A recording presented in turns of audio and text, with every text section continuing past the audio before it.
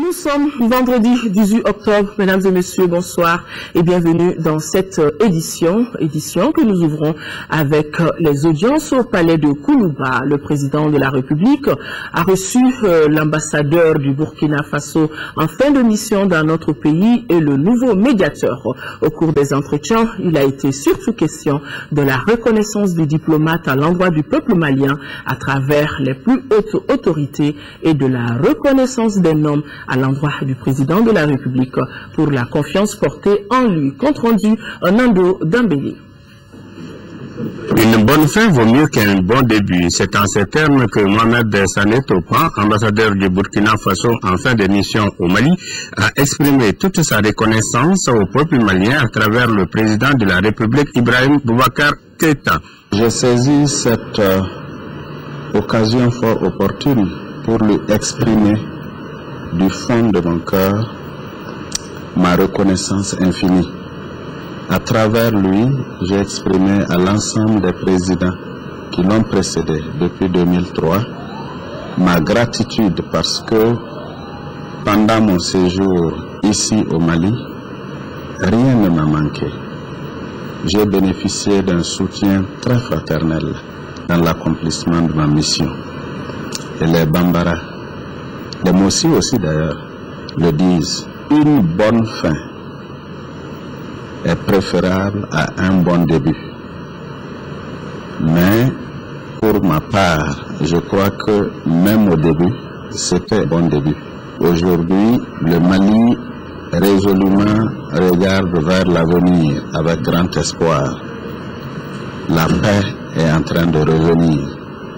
Mon souhait le plus grand est que cette paix se consolide, que ce peuple frère vive en harmonie et surtout retrouve son prestige d'antan. Après 10 ans au service de la fructueuse coopération entre le Mali et le Burkina Faso, M. Topan s'en va avec le titre de commandeur de l'Ordre national du Mali. Quant à Baba Akib Aïdara, deuxième personnalité reçue par le président Ibrahim Boubacar Keïta, il était venu exprimer toute sa reconnaissance au chef de l'État pour la confiance en lui portée, rappelant que ce dernier est le tout nouveau médiateur de la République. De Koulouba, Mohamed Sané Topan a été reçu par le Premier ministre, chef du gouvernement. Le diplomate burkinabé a redit le même sentiment de reconnaissance à l'endroit du peuple malien. Mohamed Sané Topan à sa sortie d'audience au micro de Garibou Pérou. Pour parler le plus clairement possible, j'ai eu un appui franc et total dans l'accomplissement de ma mission. Il est normal, et juste et normal que je vienne exprimer au Premier ministre et à travers lui, à l'ensemble de ses prédécesseurs depuis 2003, ma reconnaissance infinie pour l'appui dont j'ai bénéficié auprès du gouvernement du Mali. Bien sûr que je quitte le Mali de façon officielle, mais je reste au Mali de cœur et partout où je serai, je travaillerai à la promotion de l'image du Mali.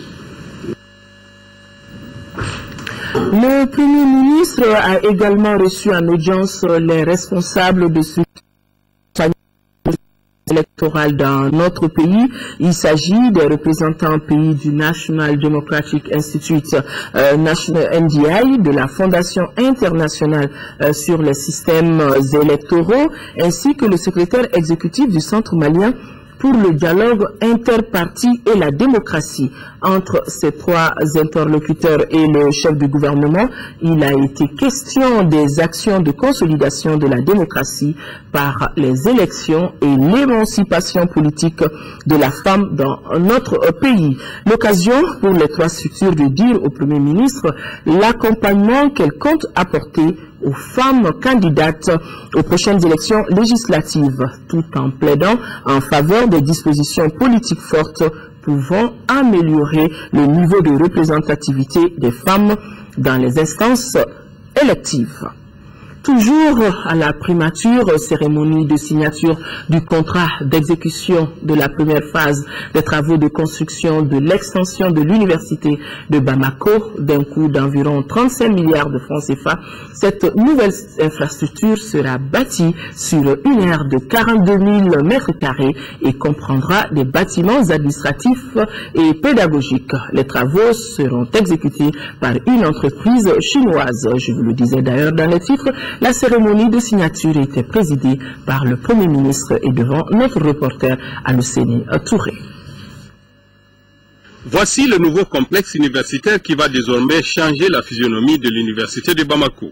Situé à Kabala, le nouveau pôle universitaire est constitué de bâtiments équipés et comprend en plus du rectorat un centre multimédia, une école doctorale, un bloc de 3 amphithéâtres, la faculté des sciences humaines, la faculté de droit, l'école normale d'enseignement technique et professionnel, ainsi que leurs annexes. Fruit de la coopération sino-malienne, la dite infrastructure est exécutée par l'entreprise chinoise BCOG pour un coût total de 35 milliards de francs CFA. Le s'engage à déployer tous les efforts nécessaires pour mener à bien cette mission noble qui lui a été confiée, tout en apportant la contribution qu'il faut au redressement économique du Mali et à l'amélioration du bien-être du peuple. La signature de ce contrat est une preuve supplémentaire de l'intensité de la coopération entre le Mali et la Chine, vieille d'une 50aine d'années. La réalisation de ces infrastructures va améliorer la qualité de l'enseignement, promouvoir la recherche scientifique et technologique et contribuer au développement du Mali et de la sous-région. Le gouvernement du Mali ne ménagera aucun effort pour honorer sa part d'obligation afin que ce projet puisse se réaliser dans les meilleurs délais et dans les meilleures conditions. Les travaux sont prévus pour s'achever dans 33 mois. Le Premier ministre était hier soir l'invité de la semaine. Le Premier ministre face donc au grand défi de la nation. Donc vous pourrez suivre cette interview que Oumar Tatamli a accordée à Yaya Konaté sur les ondes de la radio nationale et ça sera aux alentours de 21h30. Vous vous souvenez, le 11 octobre, une pinasse a chaviré sur le fleuve Niger à Koubi, dans la région de Mopti, faisant beaucoup de victimes. Pour venir au secours justement des rescapés et éviter ce genre de drame, les autorités viennent de décider des mesures sécuritaires, sanitaires et humanitaires. Et pour tenir informés de ces mesures, 3 membres du gouvernement étaient face aux hommes de médias. Adama Kodjo, compte rendu. 12 morts, 11 blessés et 210 rescapés. Tel est le dernier bilan du naufrage de la pinance survenu le 11 octobre à Koubi dans la commune de Kona, région de Mopti. Le drame avait mobilisé 3 membres du gouvernement qui sont rendus sur les lieux de la tragédie afin de venir en aide aux victimes. C'est pour évidemment faire le point des différentes actions menées suite à la tragédie que les 3 ministres étaient face aux hommes des médias. L'enquête a déjà débuté. Je dois vous le dire que nous allons faire en sorte que les résultats de l'enquête soient portés à la connaissance de tout le monde. Ce secteur, comme il a dit, n'est pas du tout réglementé. Cela nécessite des moyens qui seront dégagés, mais la présence de brigades fluviales est nécessaire, pas une seule mais plusieurs. Sur le plan humanitaire, un système de veille sanitaire a été mis en place. Ce n'est pas tout. Il fallait premièrement faire en sorte que l'eau de boisson soit une eau salubre. Donc il a été distribué en plus de bidons de 20 litres à chaque rescapé. Il a été distribué des comprimés aquatables. Ensuite, il a été distribué de l'eau de javel, des non-vivres. Nous avons eu 110 qui avaient souhaité rejoindre immédiatement leur destination finale. Nous avons fait affréter une pinasse pour organiser ce voyage. Nous avons ensuite, pour les personnes qui restaient, organisé l'intendance en sorte que ces personnes puissent non seulement avoir une subsistance qui ne pèse pas sur le village, mais aussi qu'elles puissent avoir une possibilité de fêter dans des conditions dignes la Tabaski. Pour éviter désormais ce genre de tragédie dans le pays, des mesures d'urgence ont été prises par le département en charge de l'équipement et des transports. Le respect du franc-bord matérialisé par une bande extérieure sur la bordure de l'embarcation. On instaurera la pesée des marchandises avant embarquement et la liste des passagers à bord avant embarquement. L'éclairage à bord, on est revenu dessus. Les gilets de sauvetage dans chaque embarcation. Les boîtes à pharmacie à bord des Pinasses. Les incendiaires à bord des Pinasses. La commission mise en place suite au naufrage est appelée à veiller sur l'application des mesures. Le gouvernement et ses partenaires étaient réunis cet après-midi pour une revue budgétaire conjointe. La rencontre visait à discuter des appuis budgétaires pour notre pays et à examiner les réformes sur la gestion des finances publiques. Au terme de la rencontre, les partenaires techniques et financiers ont annoncé des appuis budgétaires de plusieurs millions de dollars en faveur de notre pays. Bourama Traoré. À l'issue de cette revue conjointe, les partenaires techniques et financiers décident de poursuivre leur soutien budgétaire au Mali. Plus qu'un simple engagement, des appuis de plusieurs millions de dollars sont annoncés en 2013 et 2014. Je vais commencer par l'AFD. En 2013, il est prévu 15 millions d'euros en appui budgétaire général et 21,6 millions d'euros en conversion de dette monétaire. Toujours pour l'AFD, en 2014, c'est en discussion. Pour l'Union européenne, 2014, nous avons 47 millions d'euros en tranche fixe et 53 millions d'euros en tranche variable. Pour la Banque africaine de développement, en 2013, nous avons 40 millions d'unités de compte et 2014, 15 millions d'unités de compte. Pour le Danemark, 2013, nous avons 27,5 millions d'euros. Et en 2014, 22,5 millions d'euros. Pour la Banque mondiale, en 2013, nous avons le chiffre de 50 millions de dollars US. Et pour 2014, 40 millions de dollars US.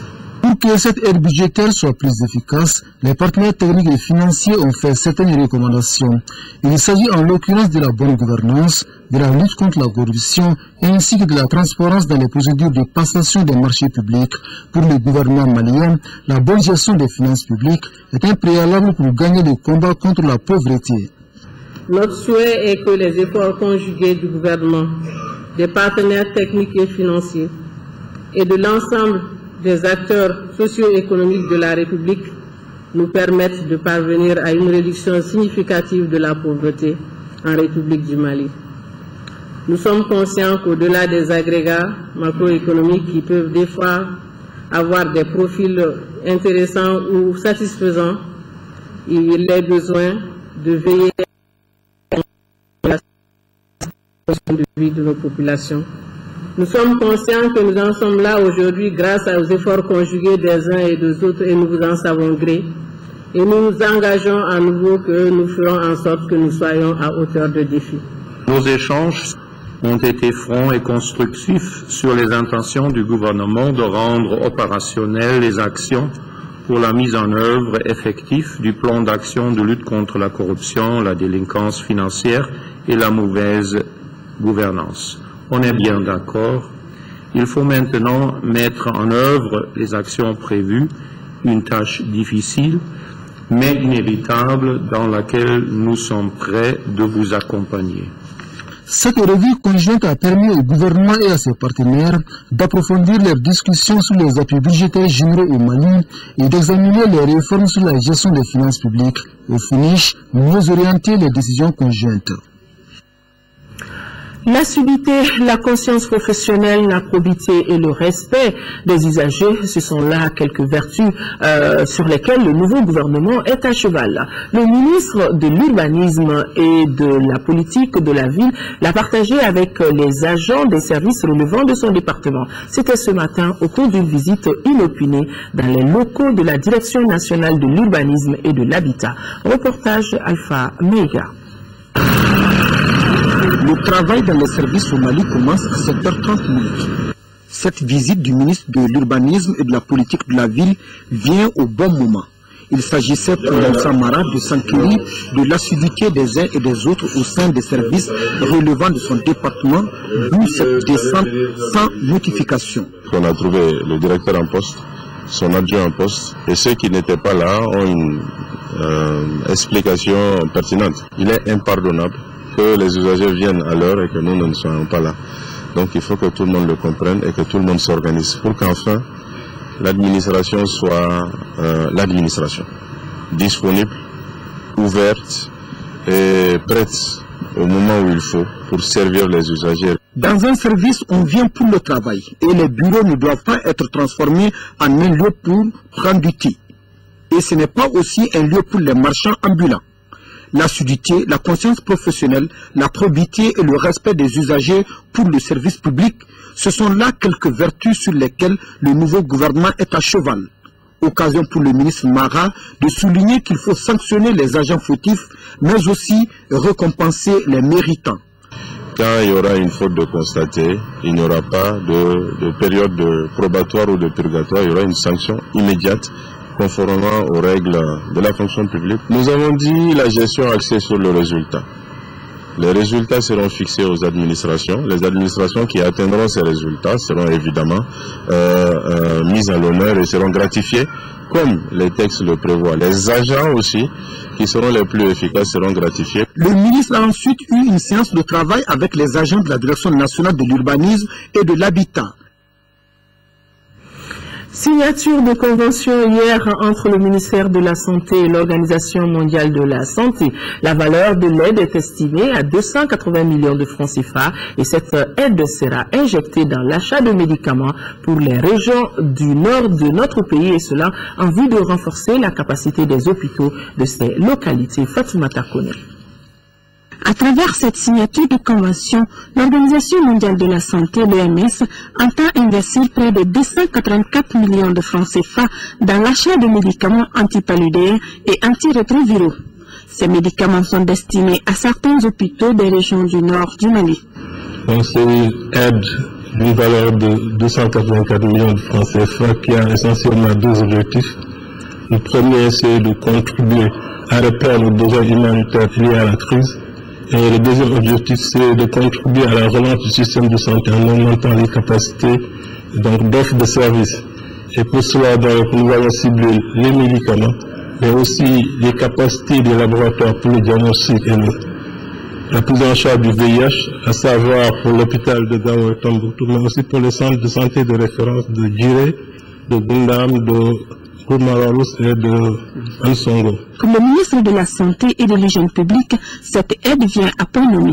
Notre département suit constamment sur le concours de l'Organisation mondiale de la santé, aussi bien en matière d'appui financier, en matière de conseil, dont nous ne manquons point de votre part. Au nom de tous nos collaborateurs encore, je voudrais ici réitérer notre reconnaissance pour cette bonne collaboration. Cette signature de convention montre une fois de plus que les relations de coopération qui existent entre notre pays et ses partenaires sont au beau fixe. Je vous le disais dans le titre, lancement aujourd'hui de la journée mondiale de lavage des mains au savon. C'était ce matin à Baguineda en présence des autorités administratives et les partenaires du Mali. Pour cette édition, le slogan est « Les mains propres sauvent des vies ». Fatoumata Kone était présente. Pour apprendre à quelqu'un les bonnes manières comme le lavage des mains au savon, il faut l'appliquer soi-même. Voilà pourquoi le secrétaire général du ministère de la Santé et de l'Hygiène publique a donné le ton pour cette journée mondiale du lavage des mains au savon, suivi de la représentante de l'UNICEF ainsi que le chef de village de Baguineda.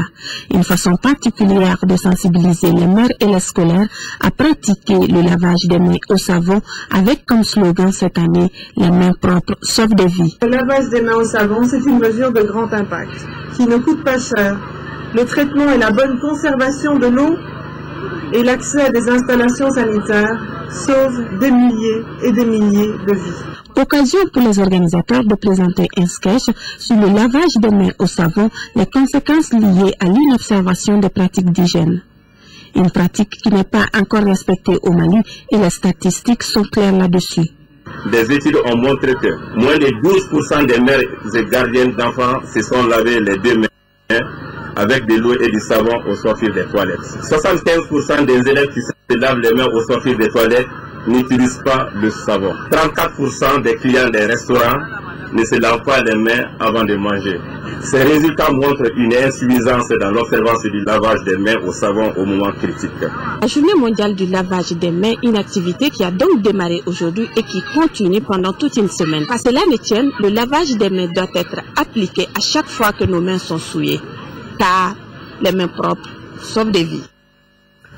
En 4e région, campagne agricole prometteuse en zone office du Niger. Le constat a été fait par les 2 ministres en charge du secteur rural, Dr Bokari Tereta et Nango Dambélé. Les 2 ministres ont sillonné jeudi dernier les zones de production de Massina et de Kolongo. Pour cette campagne, l'office du Niger mise sur une production de plus de 600 000 tonnes de riz. Kandesila depuis Ségou.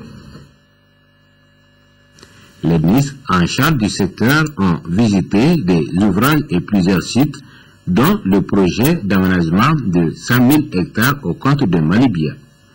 De nos jours, les travaux sont arrêtés, mais des acquis demeurent, dont la réalisation d'un canal et d'une route goudronnée sur une longueur de 40 km. Un autre centre d'intérêt de la visite demeure les parcelles de riz de saison hivernale. Actuellement, le riz est en maturité. Et ce sont les travaux de récolte qui sont en cours.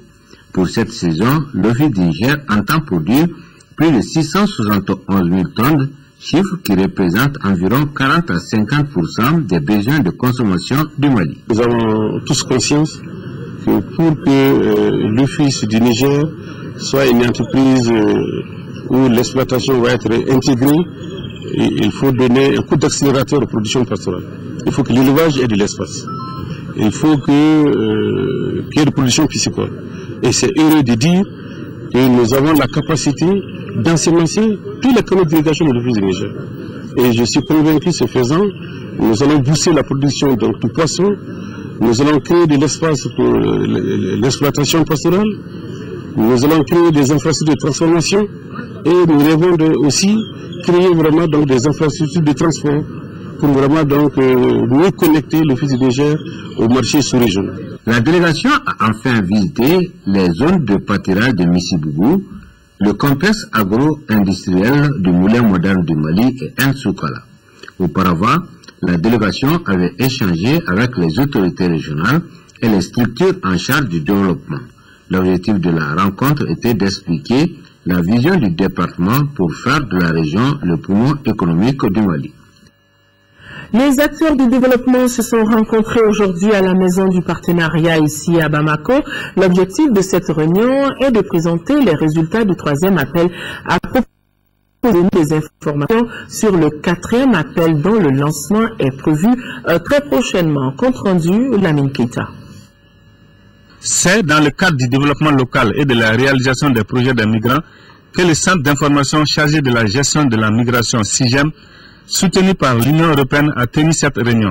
Cette journée d'échange entre les acteurs du développement local et la cellule technique du co-développement vise à informer les postulants potentiels sur le contenu et les exigences de l'appel à proposition numéro 4, mais aussi à présenter les résultats du 3e appel. Il s'agit d'initier des projets de développement. Notamment, ces projets concernent différents secteurs.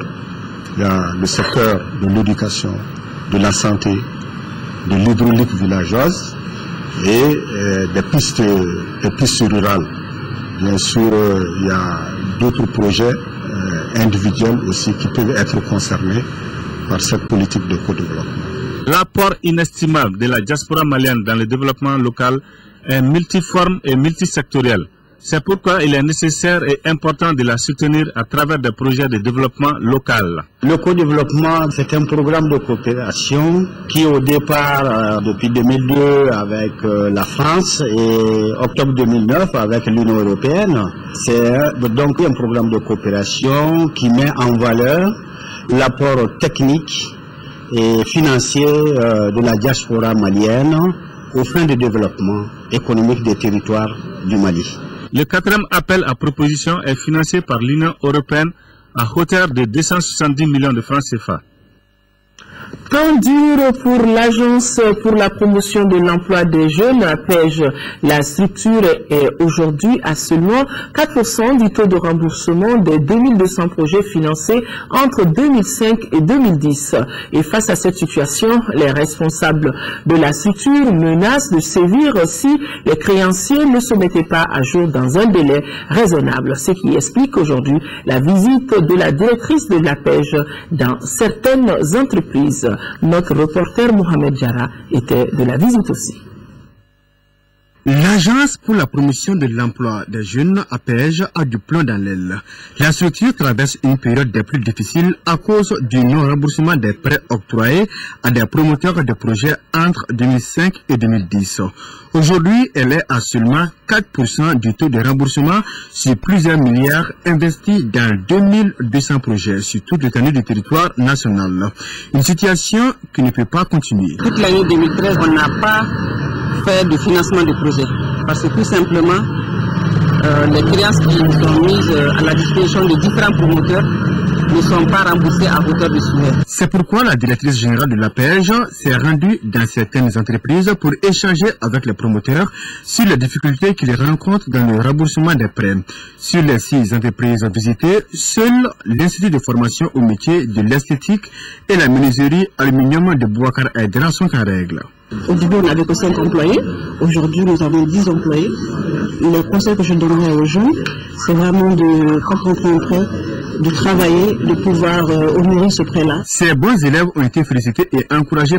Par contre, que l'État rentre en possession de ces fonds, et si l'APEJ n'arrive pas à faire le recouvrement, des voies plus autorisées que la mienne pourront indiquer donc les stratégies et les voies et moyens à suivre pour que l'APEJ puisse entrer en possession de ses droits.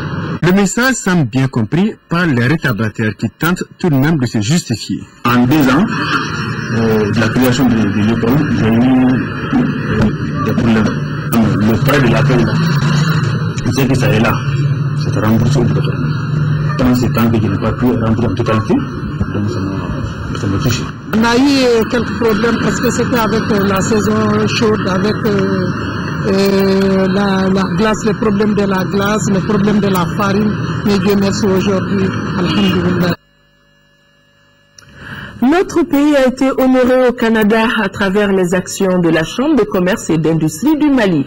C'était à la faveur du Forum Africa 2013, 6e édition, et de la journée économique du Mali au Canada à Montréal, plus précisément. Une forte délégation d'opérateurs économiques maliens dirigée par le président du collège transitoire, Mamadou Konaté, a pris part à ces différentes manifestations. Nous l'écoutons au micro de Fademba Keita.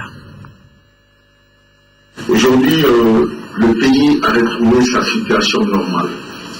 Nous avons un gouvernement qui est à la fois légal et légitime. Et au plan sécuritaire, aujourd'hui, le pays est à notre avis sécurisé. Pour faire des affaires au Mali, évidemment, le Canada est allé dans un domaine beaucoup stratégique qui est la formation des ressources humaines. Vous ne pouvez pas espérer venir créer des entreprises au Mali sans trouver les ressources humaines nécessaires à votre développement. Et aujourd'hui, le gouvernement canadien, à travers ses actions de coopération, renforce beaucoup le développement des ressources humaines. Ce que nous attendons de développer dans le domaine des mines avec vous au Mali, c'est de créer beaucoup de sociétés de joint venture en association pour des services d'appui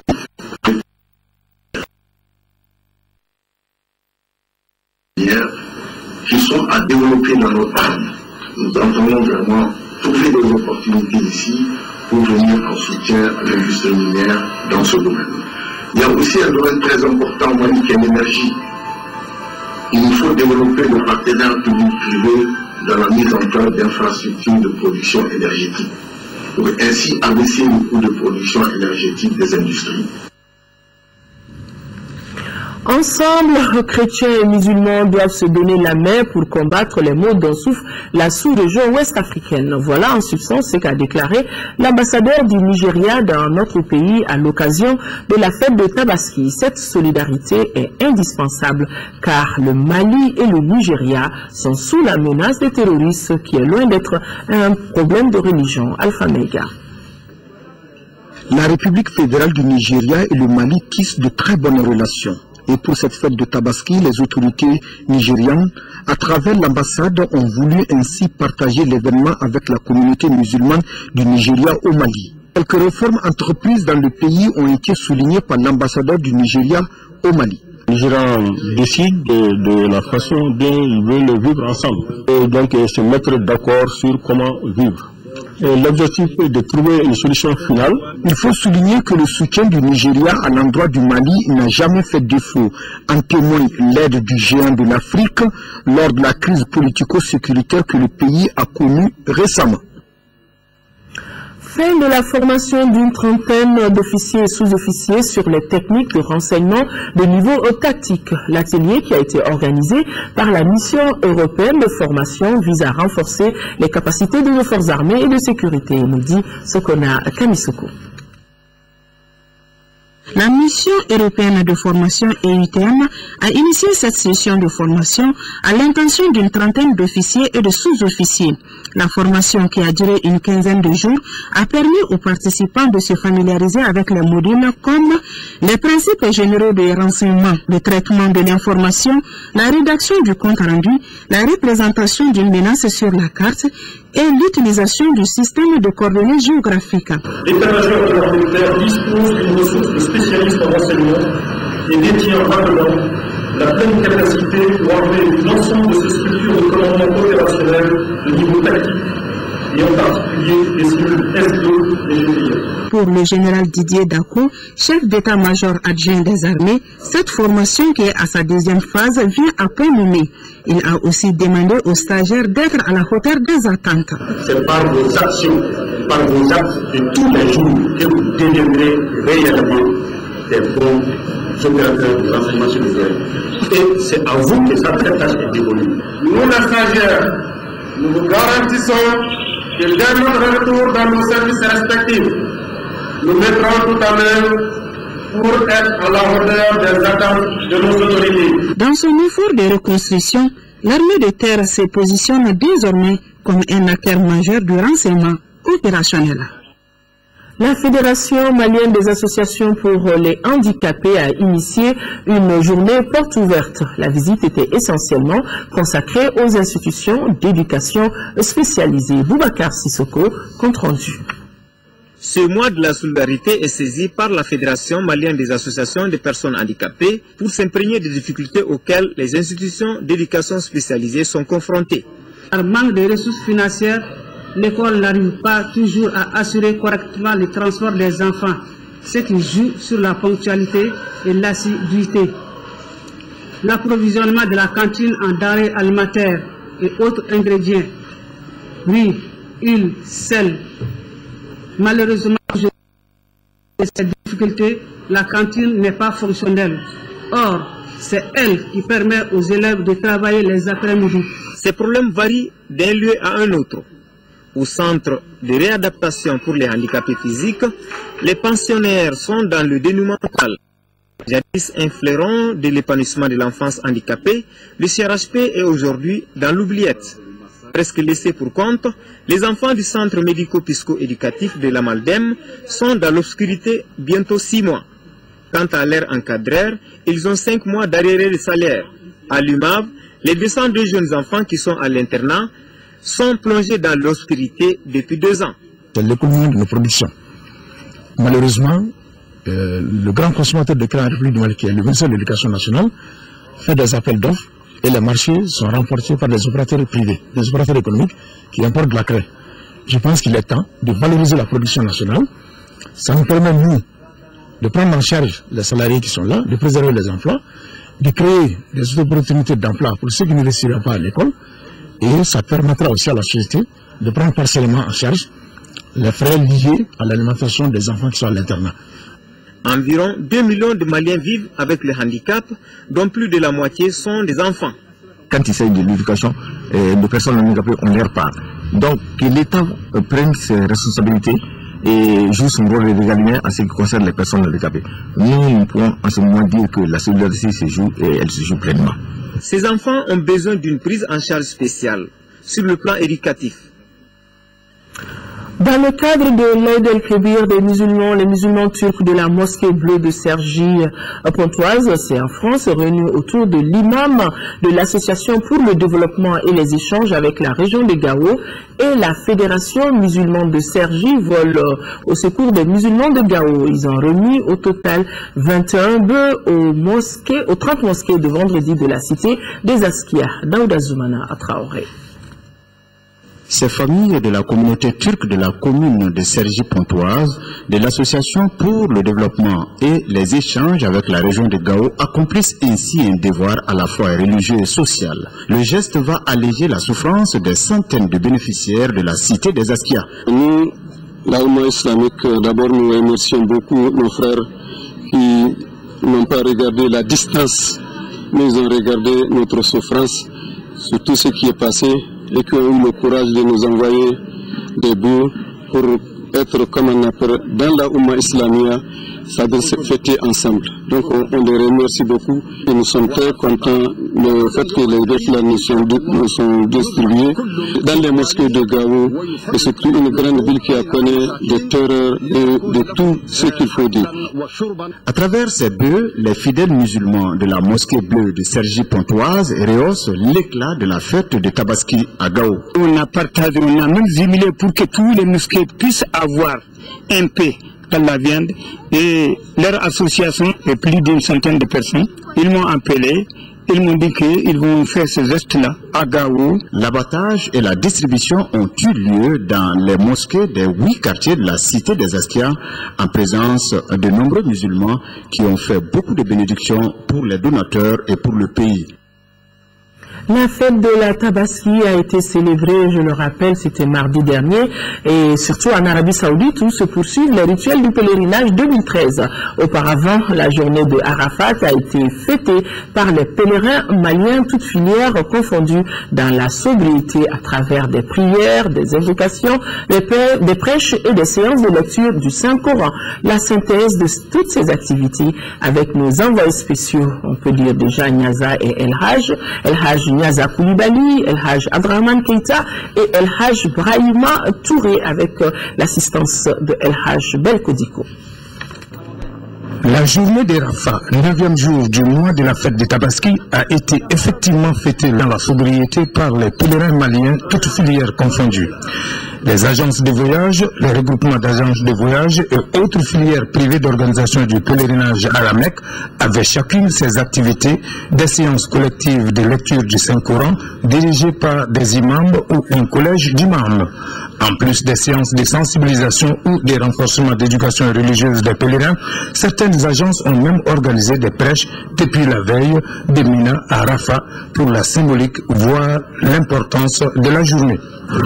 L'Arafat a beaucoup de sens. C'est d'abord le spirituel, le pilier même du pèlerinage. C'est pourquoi il est demandé à tous les pèlerins de faire le stationnement à Arafat. En ce qui concerne la Commission nationale d'encadrement du pèlerinage 2013, la gestion des insuffisances du contrat de restauration avec la partie saoudienne a beaucoup pesé sur les activités de sensibilisation de la veille. Qu'à cela ne tienne, au-delà des prières, invocations et lectures individuelles du Saint-Coran, une grande cérémonie de prêche dirigée par l'imam Mamadou Diarra de Kinzambougou a été organisée sous l'autorité du délégué général Mamadou Kamara. Des bénédictions et des vœux ont ainsi été formulés pour l'ensemble des pèlerins maliens, les autorités ainsi que pour la paix et l'unité au Mali. Cette cérémonie a pris fin par les remerciements et surtout des excuses présentées aux pèlerins par le délégué général au nom du ministre chargé de l'administration territoriale et du gouvernement pour toutes les insuffisances constatées. Une séance de lecture intégrale du Saint-Coran a mis fin à la journée des Rafah 2013 du Mali.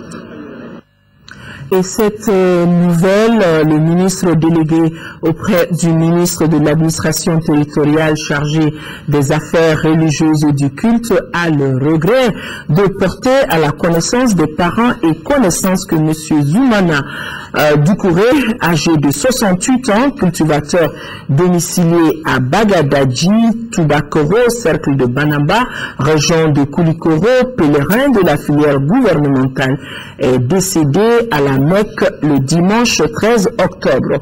Au nom du gouvernement, le ministre présente à la famille du défunt et à la communauté musulmane les condoléances les plus attristées. Qu'Allah subhanahu wa ta'ala l'accueille dans son paradis. La commune urbaine de Gao, qui compte plus de 80 000 habitants, a bénéficié des avantages de la décentralisation. L'éducation et la santé restent les deux domaines de prédilection dont les réalisations sont palpables. Des écoles fondamentales et secondaires ainsi que des centres de santé communautaires ont vu le jour dans la cité des Askia. À ces infrastructures s'ajoutent des recrutements d'enseignants et d'agents de santé pour servir et lutter contre le recrutement d'enseignants et d'agents de santé. Mais la grande faiblesse reste et demeure le taux de scolarisation de la situation. Cet état de fait a intéressé notre équipe de reportage basée à Gao. La ville de Gao, à l'instar des autres collectivités, a opté pour la décentralisation comme alternative à son développement économique, social et culturel. Ce système a permis aux collectivités de s'impliquer dans les divers domaines de développement. Comme acquis, les acteurs apprécient les secteurs de la santé et de l'éducation. On nous a déjà affecté l'éducation, que nous arrivons à maîtriser aujourd'hui. Après, ils nous ont donné la santé, que nous maîtrisons aussi. Et ces deux domaines, généralement, c'est ce qui intéresse aux populations. En plus de la construction des centres de santé communautaires, de l'amélioration du plateau technique et du recrutement du personnel sanitaire, la population bénéficie périodiquement de campagnes de vaccination au profit des femmes et des enfants. Beaucoup de CESCOM aussi existent aujourd'hui grâce aux collectivités. L'éducation a également tiré profit de la décentralisation sur plusieurs plans. Et les compétences transférées aux collectivités sont assez nombreuses. Il s'agit des compétences en matière de recrutement et de prise en charge des enseignants, compétences transférées en matière d'organisation et de prise en charge des examens, les constructions scolaires, l'entretien des locaux scolaires, des points d'eau, du mobilier scolaire, de la carte scolaire, du matériel didactique et des compétences en matière de fourniture scolaire. Depuis la décentralisation, il y avait beaucoup d'enseignants qui manquaient. Et les communes se sont vraiment investies pour avoir le maximum. Même si jusqu'à présent, il y a un besoin crucial d'enseignants à recruter. Et les élèves aussi, il y en a suffisamment. Malheureusement, le matériel didactique et le matériel même, les kits même manquent. Pour moi, quand on décentralise, on doit accompagner des moyens. C'est-à-dire l'État n'a pas quitté son train-train quotidien, juste payer le salaire des enseignants, c'est insuffisant.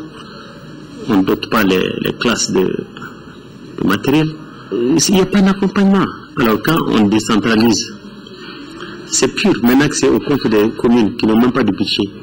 Nous avons des budgets de salaire. Nous arrivons à peine à payer les salaires de nos employés. Souvent, on fait recours à la nécessité pour payer nos salaires. Vous voyez bien que la décentralisation n'a pas trop son sens. Ce qui a manqué à la commune, effectivement, c'est les finances. C'est les finances. Parce que souvent, il vaut mieux demander à un individu d'utiliser sa force pour construire des briques, d'utiliser sa force pour construire un mur.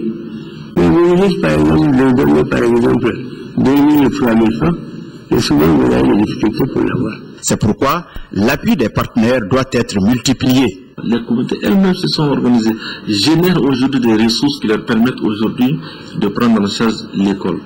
Bien sûr, les partenaires également sont là pour les accompagner. s'ils initient des projets viables. En attendant le redémarrage normal des activités de la commune urbaine, les structures publiques et privées tentent de faire ce qu'elles peuvent dans tous les domaines de développement pour le bonheur de la circonscription. Sans les langues nationales et l'alphabétisation, il n'y a pas de décentralisation, car au Mali, plus de 70% de la population est analphabète. L'alphabétisation et les langues nationales se présentent alors comme étant le raccourci pour cette couche de s'approprier des concepts de paix et de décentralisation. Lamine Tchoukoura, Koulibaly. L'évolution historique des nations émergentes nous enseigne qu'aucun pays ne peut se développer en ne s'adossant pas sur ses langues nationales. Le Mali, qui a opté pour la décentralisation pour assurer son développement, ne peut pas ignorer cette réalité. Sans les langues nationales, pas de décentralisation et ni de démocratie aussi. Pour que notre peuple adhère à un concept politique comme la décentralisation et la démocratie, il faut qu'elle comprenne.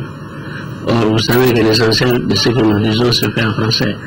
Les documents au service des masses rurales, au service au plan local, les rédiger en langue nationale, la langue du milieu. Il y a des cadres vérifiés de l'alphabétisme.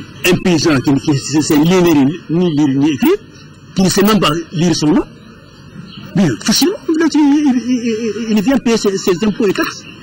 Quand il dérive, n'est-ce pas, un reçu, les cadres vérifiés des noms, ce n'est pas le bon reçu. C'est pas le bon reçu, il faut encore payer.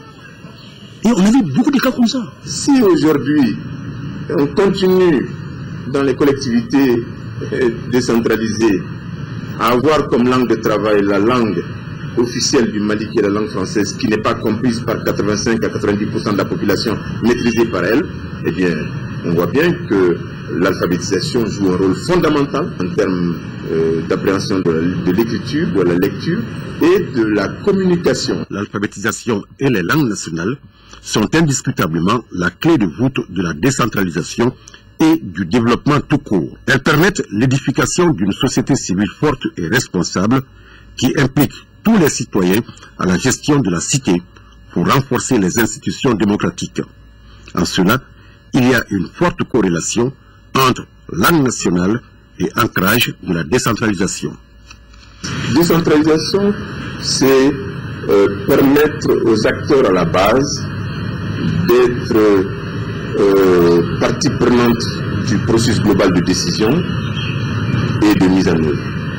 Donc d'être les véritables décideurs de leur destin à la base. Si vous voulez que le peuple et ses gouvernants aillent ensemble, il faut qu'ils parlent la même langue.